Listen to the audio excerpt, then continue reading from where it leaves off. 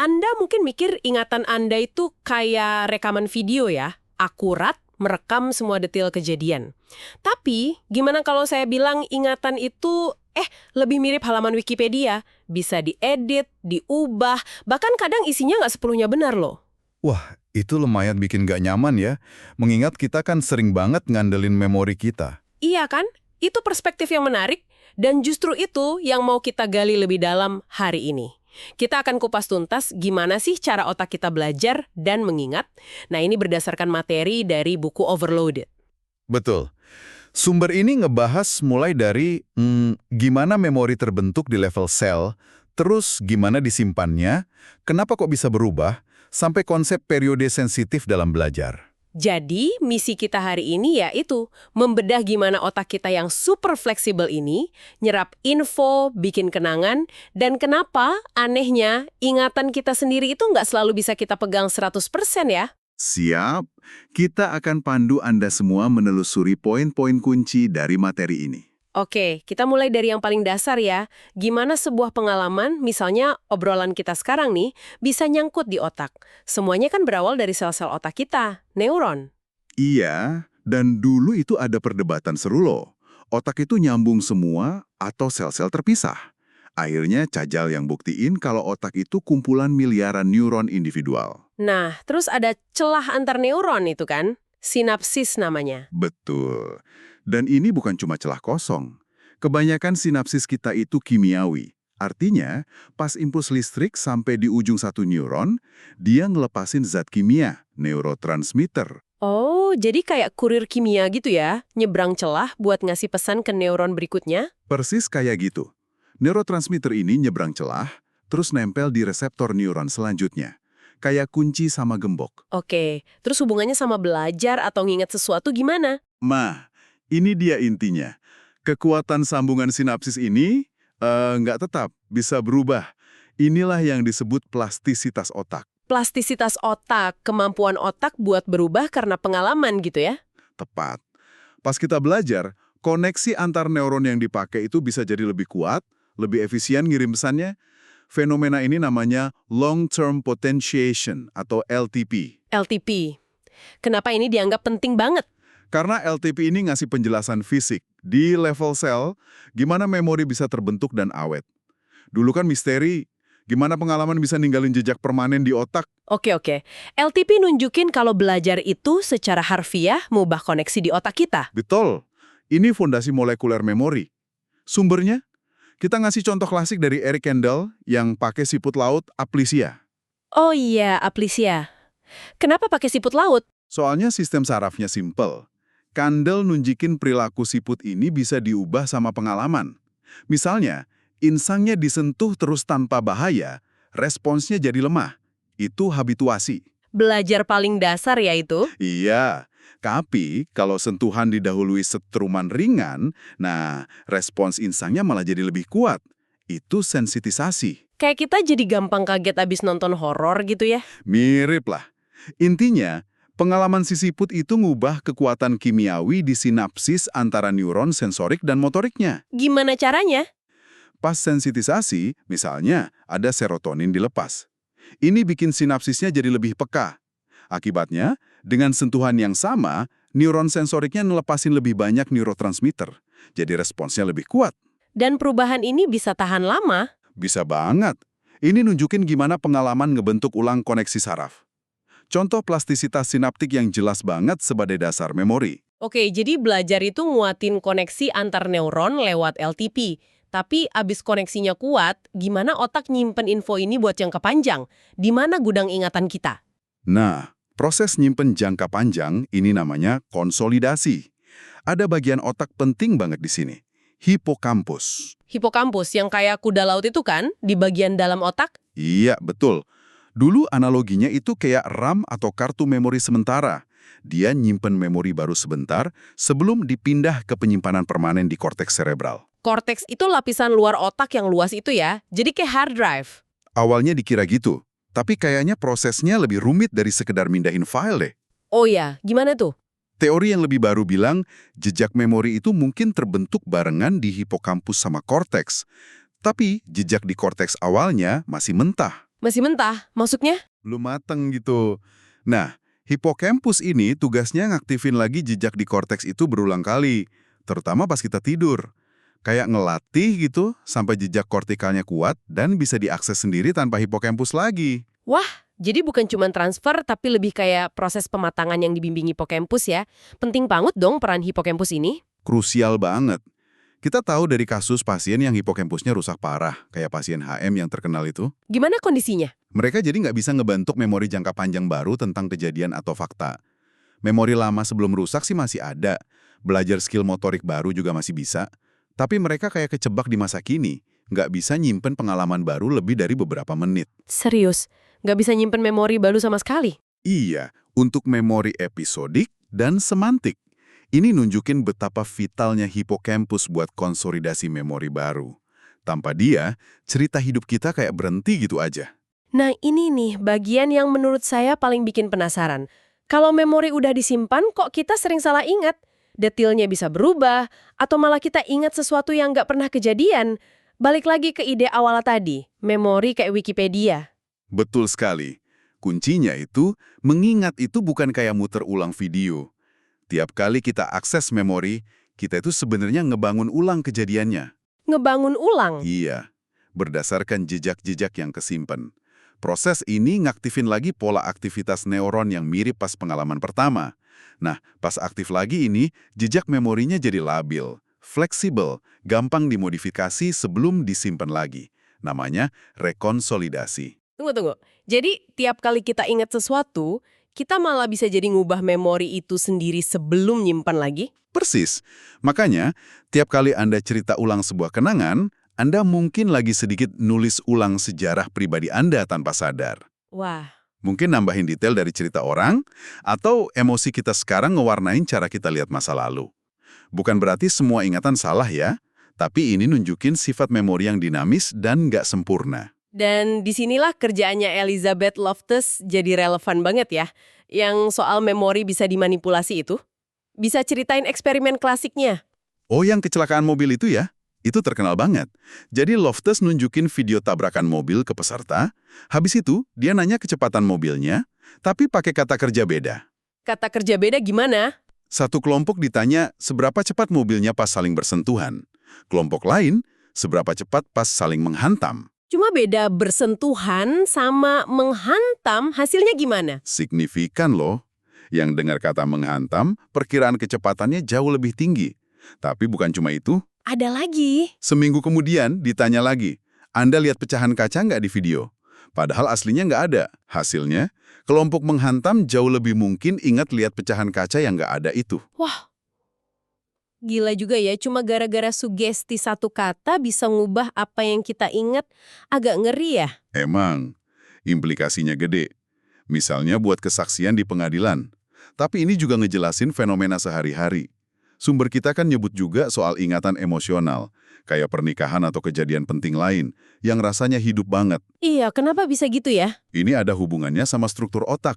Amigdala, pusat emosi, itu letaknya deket banget dan nyambung erat sama hipokampus, pusat memori. Oh, jadi karena deketan. Iya, pas kita ngalamin sesuatu yang emosional banget, amigdala jadi aktif.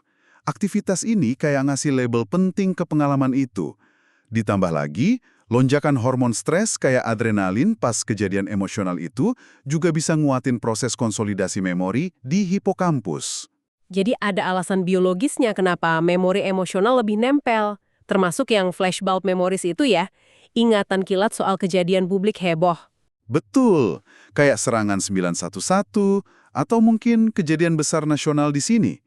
Ingatan kilat ini unik, biasanya detailnya jelas banget. Lagi di mana, ngapain, siapa yang ngasih tahu, rasanya gimana. Dan kita yakin banget itu akurat ya? Kayak foto di otak? Nah, subjektifnya gitu, yakin banget. Tapi, ini paradoksnya. Paradoks gimana? Walaupun rasanya hidup banget dan kita super yakin, penelitian nunjukin ingatan kilat ini detailnya nggak lebih akurat dari ingatan biasa kok. Sama aja rentannya sama distorsi dan perubahan seiring waktu. Keyakinan kita nggak jamin akurasinya. Serius?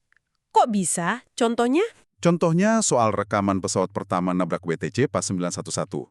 Bertahun-tahun kemudian banyak orang, termasuk tokoh publik, yakin banget mereka lihat siaran langsungnya di TV. Padahal, Padahal, faktanya, rekaman tabrakan pertama itu baru ada dan disiarin beberapa waktu setelah kejadian, bukan live pas saat itu. loh, terus gimana ingatan palsu soal lihat siaran langsung itu bisa kebentuk dan rasanya nyata banget? Balik lagi ke rekonsolidasi tadi, mungkin orang itu dengar berita awalnya, terus beberapa jam atau hari kemudian nonton liputan TV yang udah ada rekaman tabrakannya. Terus? Pas dia ingat lagi momen dengar berita awal itu, memorinya aktif, info visual dari rekaman TV yang baru dilihat itu bisa nyelip masuk, gabung ke memori asli. Memori yang udah keubah inilah yang disimpan lagi, direkonsolidasi, dan rasanya jadi bagian pengalaman asli. Wah, rumit ya. Tapi pemahaman rekonsolidasi ini katanya bisa buat terapi PTSD gitu ya? Oh iya, ini lagi banyak diteliti. Kan penderita PTSD sering kebayang-bayang trauma, rasanya kayak kejadian lagi. Idenya, coba aktifin memori traumatis itu pas terapi, biar jadi labil. Terus pas lagi labil diapain? Pas lagi kebuka gitu, dikasih intervensi buat nyoba, update, atau simpen ulang memorinya dengan respon emosi yang lebih lemah. Bisa pakai obat kayak propranolol buat ngeredam respon stres. Obat. Atau pendekatan lain pakai prediction error. Jadi ingat traumanya dalam konteks aman, beda dikit dari ekspektasi, biar memorinya lebih lentur buat diubah. Tujuannya bukan ngapus memori, tapi ngurangin beban emosinya pas diingat. Menarik banget. Oke, kita udah bahas gimana memori terbentuk, disimpan, dan bisa berubah. Sekarang kita geser ke soal waktu dalam belajar. Kayaknya kemampuan kita belajar hal tertentu nggak sama terus ya sepanjang hidup. Ada jendela kesempatan gitu. Tepat sekali. Ini namanya sensitive periods atau periode sensitif. Rentang waktu tertentu, biasanya di awal hidup, pas otak lagi plastis banget dan gampang nerima input tertentu dari lingkungan. Belajar jenis tertentu paling gampang di masa ini. Contoh klasiknya yang Konrad Lorenz sama angsa itu ya, imprinting. Bener. Lorenz nunjukin anak angsa baru netas, itu bakal ngikutin objek gede, gerak pertama yang dia lihat, beberapa jam pertama. Biasanya induknya. Tapi kalau Lorenz yang ada, ya dia ngikutin Lorenz. Dikira induknya ya? Iya, awalnya Lorenz mikir, periode ini sempit banget dan kaku, periode kritis. Efeknya permanen. Tapi penelitian lain, kayak oleh Eckhart Hess, ke anak itik, nunjukin periode ini lebih fleksibel, jadi lebih pas disebut periode sensitif. Tapi bukannya ada catatan soal Lorenz dan ideologi Nazi ya di sumber itu? Penting buat disampaikan juga kan? Oh iya, betul. Penting untuk dicatat, seperti yang disebut di sumber, bahwa karya Lorenz ini kemudian dikaitkan dengan dukungan terhadap ideologi Nazi pada masanya. Pandangan seorang ilmuwan memang bisa mempengaruhi interpretasi dan penerapan temuannya. Jadi gimana kita ngelihatnya? Penemuannya tentang imprinting tetap bagian penting dari sejarah studi perilaku hewan. Tapi ya perlu dilihat dalam konteks sejarah itu. Kita harus bisa misahin penemuan ilmiahnya dari pandangan pribadinya saat itu. Oke, kalau periode sensitif pada manusia, contohnya apa yang jelas? Yang paling jelas mungkin perkembangan penglihatan. Bayi lahir dengan katarak parah di dua mata, kalau nggak dioperasi cepat, penglihatannya bisa terganggu permanen, walaupun kataraknya diangkat belakangan. Harus secepat apa operasinya? Idealnya dalam beberapa minggu atau bulan pertama. Soalnya otak visual butuh input jelas di periode sensitif awal ini buat ngebangun sirkuit sarafnya. Kalau inputnya kehalang kelamaan, jendela kesempatan buat belajar lihat itu ketutup. Contoh lain yang gampang dilihat, belajar bahasa ya. Anak kecil gampang banget nyerap bahasa kedua. Aksennya bisa kayak penutur asli. Beda sama orang dewasa. Nah, iya. Itu contoh klasik periode sensitif buat belajar fonologi, sistem bunyi bahasa. Kenapa? Karena otak bayi itu lagi meledak pembentukan sinapsisnya. Jutaan koneksi baru per detik. Gila, banyak banget. Iya, potensinya gede banget. Tapi terus diikuti pemangkasan sinapsis. Koneksi yang jarang dipakai dibuang. Yang sering dipakai karena relevan sama lingkungan diperkuat. Pemangkasan ini hubungannya sama bahasa gimana? Bayi baru lahir itu bisa bedain hampir semua bunyi bahasa di dunia loh. Tapi makin gede, karena terus dengar bahasa ibunya, kemampuan bedain bunyi yang nggak relevan sama bahasa ibunya mulai turun. Oh, jadi spesialis bahasa ibu gitu ya? Kira-kira gitu. Sekitar umur 10-12 bulan, jendela buat gampang bedain semua bunyi bahasa mulai menyempit. Makanya belajar ngucapin bahasa baru kayak penutur asli jadi jauh lebih susah setelah masa kanak-kanak. Sumber kita kan ngebahas studi yang sedih banget ya, tapi penting soal periode sensitif ini. Studi anak yatim piatu Rumania itu. Iya, itu era rezim Ceausescu. Kebijakannya bikin banyak anak terlantar di panti asuhan negara yang kondisinya parah banget. Kurang staf, sumber daya, dan yang paling penting, interaksi sosial emosional yang responsif. Terus Bucharest Early Intervention Project itu neliti dampaknya kan, dibandingin anak yang di institusi sama yang dipindah ke keluarga asuh. Apa temuan utamanya? Betul, hasilnya konsisten banget. Pertama, anak yang di institusi itu perkembangannya telat parah di banyak bidang. Kognitif, IQ-nya rendah, bahasa, motorik, sosial emosional. Aktivitas otaknya juga beda. Terus mereka juga punya masalah kelekatan ya, kayak ramah ke semua orang asing gitu. Iya, itu salah satunya. Nah, yang dipindah ke keluarga asuh gimana? Mereka bisa ngejar ketertinggalan nggak? Bisa, potensinya luar biasa buat kecap. Tapi, nah ini temuan kuncinya, usia pas dipindah itu nentuin banget tingkat pemulihannya. Jadi makin mudah dipindah, makin bagus hasilnya. Jauh lebih bagus. Ada periode sensitif yang beda buat kemampuan beda. Misalnya, buat IQ sama aktivitas otak paling efektif sebelum umur 2 tahun. Bahasa lebih sempit lagi, mungkin sebelum 15 bulan. Wah, krusial banget ya tahun-tahun awal itu. Banget. Ini nunjukin betapa pentingnya kualitas pengasuhan dan interaksi serve and return, timbal balik antara anak dan pengasuh buat bangun fondasi otak yang sehat. Stres kronis karena pengabaian itu juga ngerusak sistem stres anak, makin ngehambat belajar. Luar biasa ya pelajarannya. Oke, coba kita rangkum inti dari pembahasan kita hari ini. Pertama, otak kita itu plastis banget, terus dibentuk pengalaman lewat koneksi sinapsis. Itu dasar memori di sel. Kedua, memori itu bukan rekaman pasif. Dibangun aktif pas encoding, distabilkan lewat konsolidasi, dan, ini penting, bisa diubah tiap kali diingat lewat rekonsolidasi. Dinamis, tapi juga bisa salah. Ketiga, ada periode sensitif, terutama di awal hidup. Pas otak terbuka banget buat belajar hal-hal fundamental, kayak penglihatan, bahasa, interaksi sosial. Ini nunjukin pentingnya lingkungan awal. Terus, apa artinya ini buat Anda semua? Ya, mungkin ini pengingat buat ngehargain fleksibilitas otak kita, kemampuannya buat terus belajar. Tapi juga rendah hati sama ingatan kita sendiri, sadar kalau bisa keliru, bisa bias. Dan tentunya soal tanggung jawab kita bersama buat mastiin anak-anak dapat lingkungan awal yang baik ya. Betul. Nah, sebagai penutup, kita mau kasih satu pemikiran nih buat direnungkan. Apa tuh? Mengingat betapa gampangnya ingatan kita dibentuk ulang oleh sugesti, emosi, bahkan pas kita lagi nginget itu sendiri, gimana ya caranya kita bisa melatih diri biar lebih kritis dan bijaksana sama kenangan kita sendiri, terutama kenangan yang kita paling yakini benernya? Pertanyaan yang bagus banget buat dibawa pulang. Terima kasih banyak sudah menyimak pembahasan mendalam kami kali ini. Sampai jumpa di kesempatan berikutnya.